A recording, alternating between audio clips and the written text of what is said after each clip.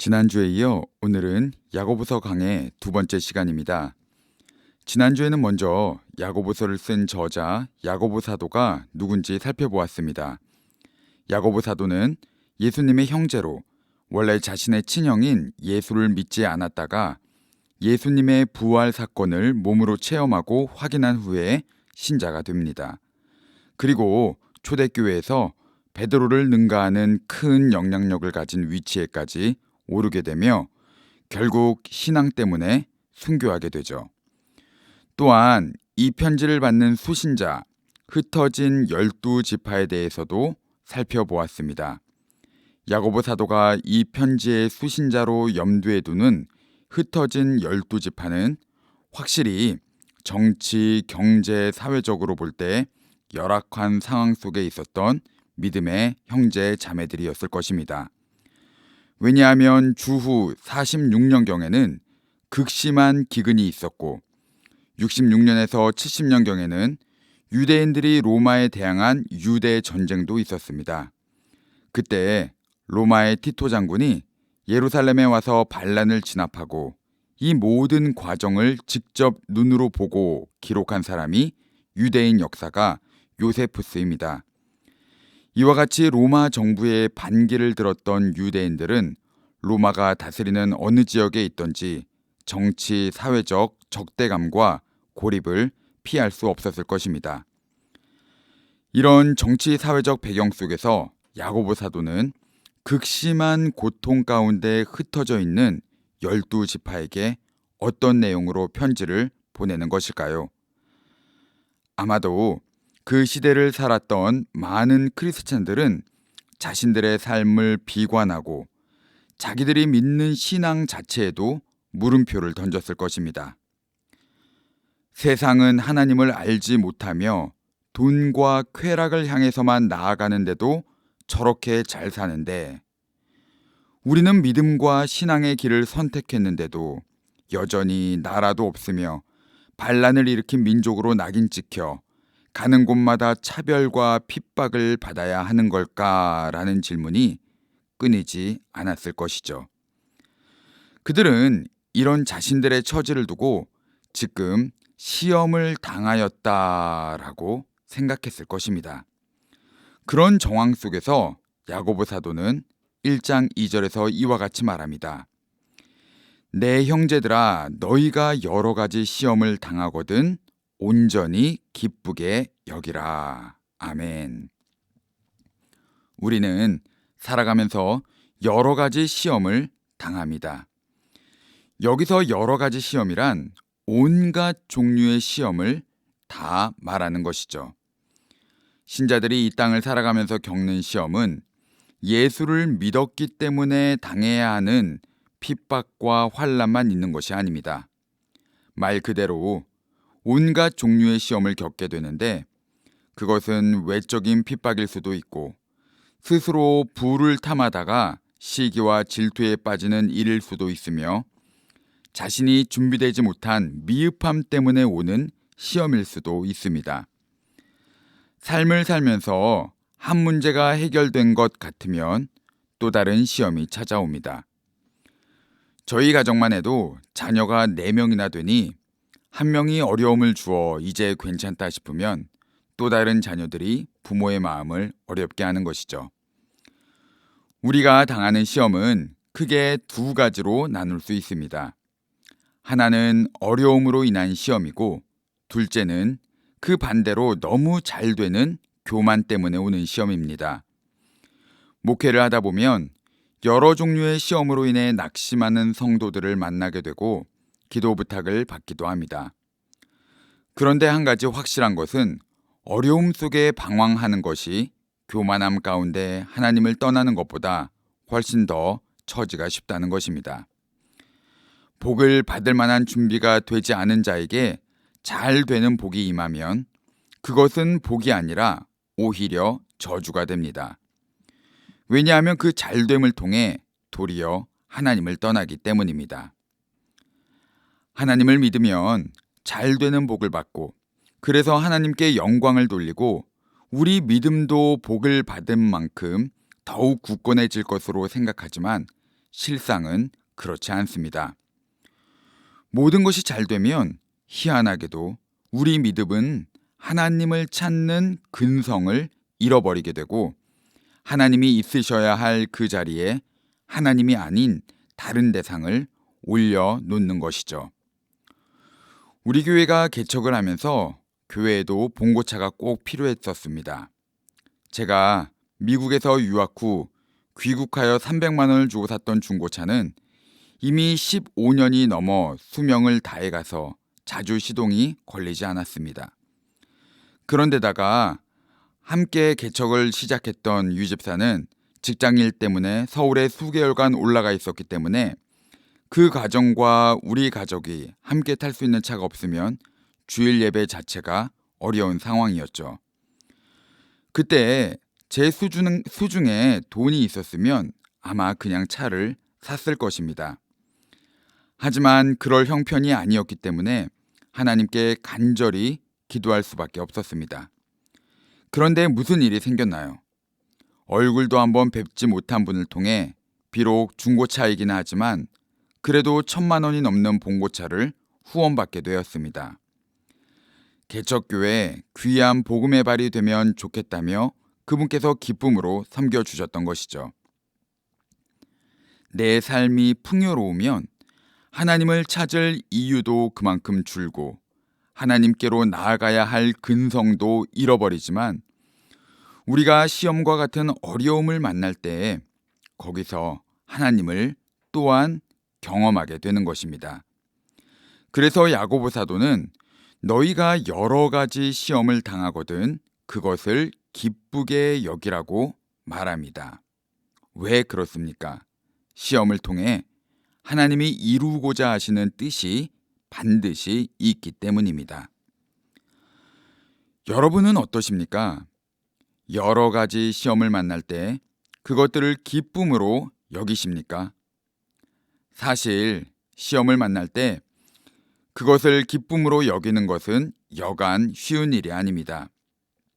시험은 분명 힘들고 눈물 나는 일인데 내 마음은 준비가 되지 않고 여전히 힘든데도 하나님께서 야고보서 1장 2절의 말씀과 같이 순종하라고 명령하시니 우리는 억지 순종하는 마음으로 기쁜 척, 괜찮은 척을 하는 것이 바른 믿음일까요?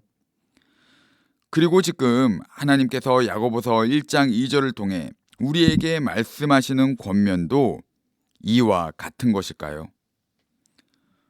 아닙니다. 야고보 사도는 온갖 종류의 어려움을 기쁘게 이기게 할 수 있는 방법과 이유를 3절부터 설명을 합니다. 3절은 이렇게 이야기하는데요. 이는 너희 믿음의 시련이 인내를 만들어내는 줄 너희가 알미라. 아멘. 시험을 기쁘게 이기는 방법은 우리가 알므로써 가능합니다. 이게 무슨 이야기인가요? 시험을 당했을 때 가장 중요한 것은 사실 아는 것입니다. 노하우라는 말이 있습니다. 어떤 문제가 생겼을 때 그것을 어떻게 해결할 수 있는지를 아는 방법이 바로 노하우입니다. 시험을 극복하기 위해서는 어떻게 그것을 풀어야 하는지 알아야 합니다. 야고보서의 소신자들에게 가장 큰 시험은 가난이었음에 틀림이 없죠. 야고보서 2장을 보면 교회 안에서조차 끊임없이 가난한 자와 부유한 자 간에 차별이 있었고 세상 속에서 부자들은 가난한 자를 억압하고 법정으로 끌고 갔다고 기록하고 있습니다. 이런 측면에서 많은 성도들에게 해결책은 예나 지금이나 분명 돈이라고 여겨졌을 것입니다. 돈이 있으면 해결할 수 있는 일을 돈이 없어서 그저 당해야 하는 현실이 그때나 지금이나 비슷해 보입니다. 그러나 야고보 사도는 시험을 극복하기 위해 알아야 할 것은 돈을 어떻게 벌고 유용해서 어려움을 헤쳐나갈 것인가가 아니라 다른 것이라고 말하는데 이것을 세 가지로 제시합니다. 첫째, 시험을 기쁘게 여기려면 성도들에게 믿음이 주어졌으며 그 믿음은 살아있는 믿음이라는 것을 알아야 합니다. 3절은 이렇게 말하는데요. 이는 너희 믿음의 시련이 인내를 만들어내는 줄 너희가 알미라. 아멘. 믿음의 시련에서 이 시련이라는 단어는 도키미온이라는 헬라어 단어인데요. 이는 은과 금을 불에 집어넣는 것을 의미합니다. 왜 집어넣죠? 열 속에서 불순물이 빠져나가고 금이 금으로 또 은이 은으로 증명되기 때문입니다. 그런 의미에서 도키미온이란 단어는 검증의 의미도 가지고 있습니다. 여러분이 시험을 만날 때 어떤 일이 여러분들의 삶 속에 일어납니까? 평온한 가운데 병 속에 있는 물은 잠잠하지만 충격으로 인해 병을 흔들면 잠잠했던 물이 요동치지 않습니까? 그런데 믿음이라는 것은 평온할 때는 다 맞는 것 같아 보이지만 시험을 당할 때 그 믿음이 참인지 거짓인지 드러나게 됩니다. 우리의 믿음이 죽어있는 믿음이 아니라 살아있는 믿음이라면 그것은 검증됨으로써 확인될 수 있습니다. 똑같은 시험이 두 종류의 사람에게 생긴다고 가정해보죠. 한 사람은 신실한 신자이고 다른 이는 비신자입니다.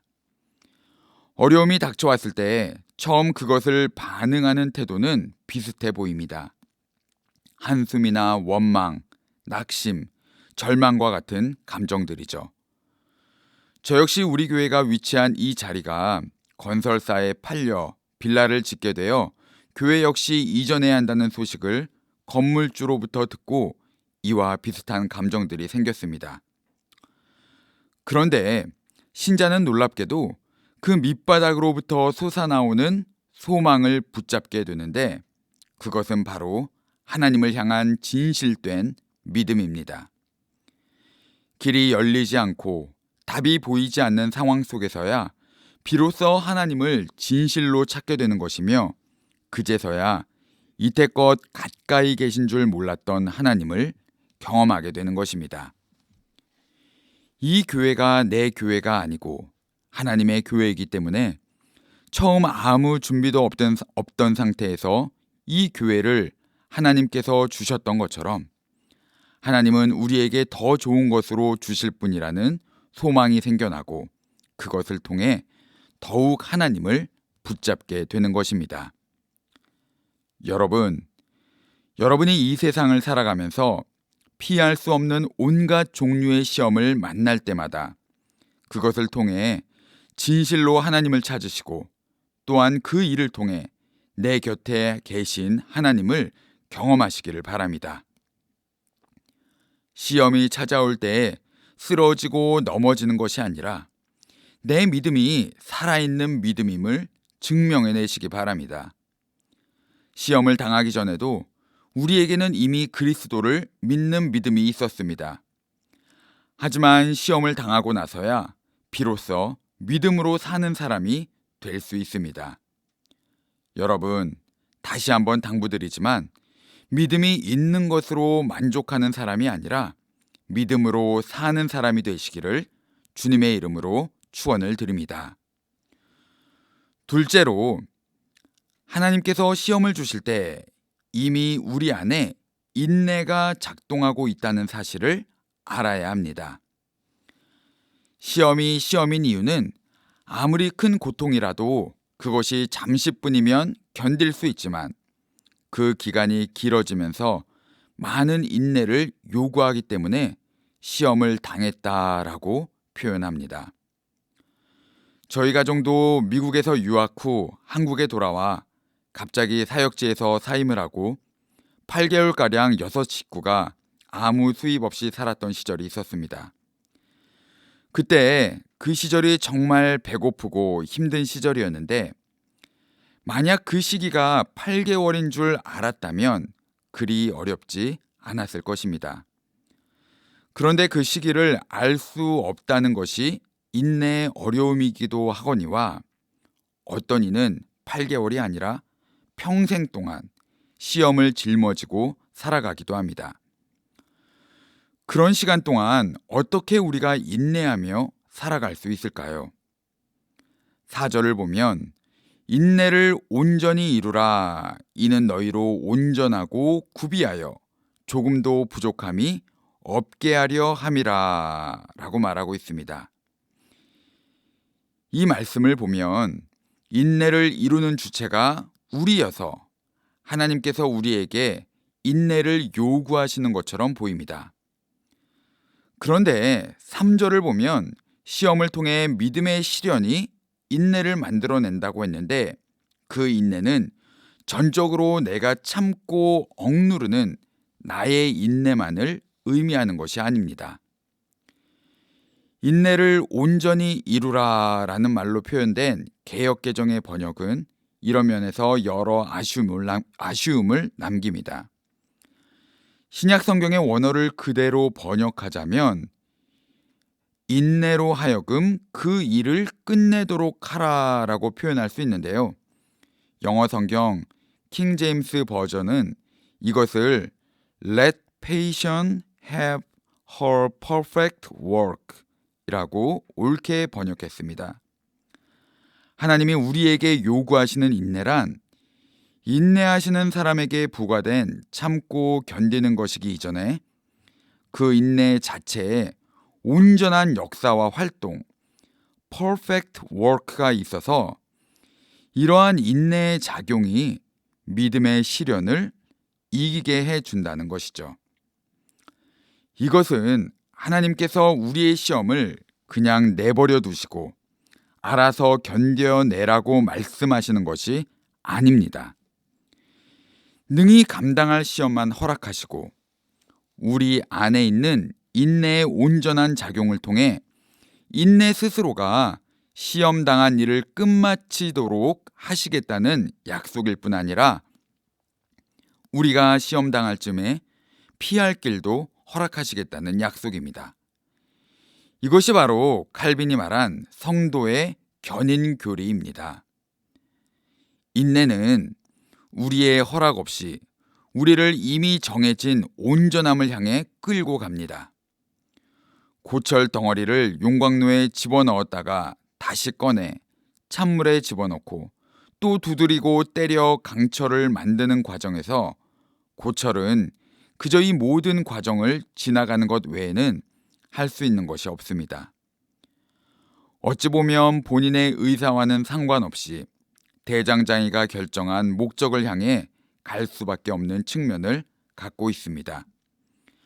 하나님은 우리 믿음을 그렇게 여기시고 결국은 이 모든 길을 통과하시게 하시는데 이것은 우리가 감당할 수 있는 것이 아니라 하나님께서 하시는 일이시기에 우리가 결국 인내로서 감당해 낼 수 있는 것입니다.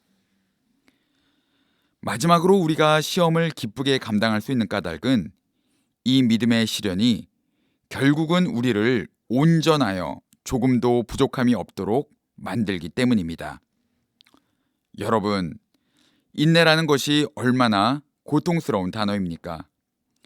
저는 인내라는 단어를 생각하면 어릴 적 아버지와 뜨거운 욕탕에 들어갔는데 먼저 나가고 싶어도 못 나가게 하시면서 조금만 더라고 이야기하셨던 생각이 납니다.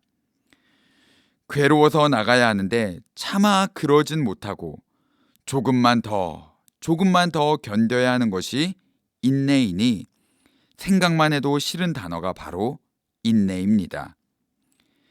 세상의 인내는 이와 같지만 하나님께서 작동하는 인내는 우리를 어떻게 만든다고요? 3절에서 인내가 일을 마치도록 하라고 했는데 그 일이 무엇이냐 하면 우리를 온전하게 하는 것입니다. 사도 바울은 로마서 12장 1절에서 너희 몸을 하나님이 기뻐하시는 거룩한 산제물로 드리라. 이는 너희가 드릴 영적 예배니라 라고 말했습니다. 구약에서 하나님이 받으실 만한 제물은 완전하고 온전해야 했습니다. 그렇다면 우리가 어떻게 거룩한 산 제물로 드려질 수 있겠습니까? 야고보 사도는 우리가 믿음의 시련을 통해 인내로 하여금 우리 자신이 온전해질 수 있다고 말하고 있습니다. 그때에서 우리는 하나님께 드려질 수 있는 거룩한 제물이 되는 것입니다. 교회 안에서도 다 같은 신자인 것 같아 보이지만 믿음의 시험으로 말미암아 인내를 경험하신 분들은 확실히 다릅니다. 무엇이 다를까요? 제가 아는 한 집사님은 자녀가 어릴 적부터 소년원에 들락거리기를 셀 수 없었고 아직도 월세집에서 새빵살이를 하는 삶을 청산하지 못했으며 자기 몸이 아픈데도 경제활동을 하지 않을 수 없는 상황 속에서 변함없이 주를 향한 신뢰가 그 내면 안에 있는데 그것은 하나님이 오늘 하루를 살 수 있는 소망을 그 가정에 주시어 그것으로 하루를 버텨내게 하셨음을 믿음으로 고백하게 하신 것입니다. 웬만한 사람들 같았으면 벌써 이혼을 하고 가정이 파탄이 나도 몇 번은 났어야 하는 상황임에도 그 집사님은 시험 당한 것으로 주를 불평하거나 원망하지 않고 결국에는 온전한 자로 나를 만들어 내 삶이 부족하지 않습니다라고 고백하게 만든 것입니다. 여러분, 여러 가지 시험을 만날 때 쓰러지고 넘어지지 마시고 온전히 그것을 기쁨으로 여기며 이겨내시기를 바랍니다. 그리고 우리 믿음이 하나님께서 주도적으로 역사하시는 인내로 말미암아 더욱 굳건하여지므로 살아계신 하나님에게 대한 지식을 몸으로 체득하시기를 바랍니다. 그러면 결국 조금씩 우리가 온전함으로 구비되어 마지막 날 주님 앞에 섰을 때에 잘했다 칭찬받는 주의 종이 될 줄로 믿습니다. 그런 저와 여러분이 되시기를 주님의 이름으로 간절히 축원을 드립니다.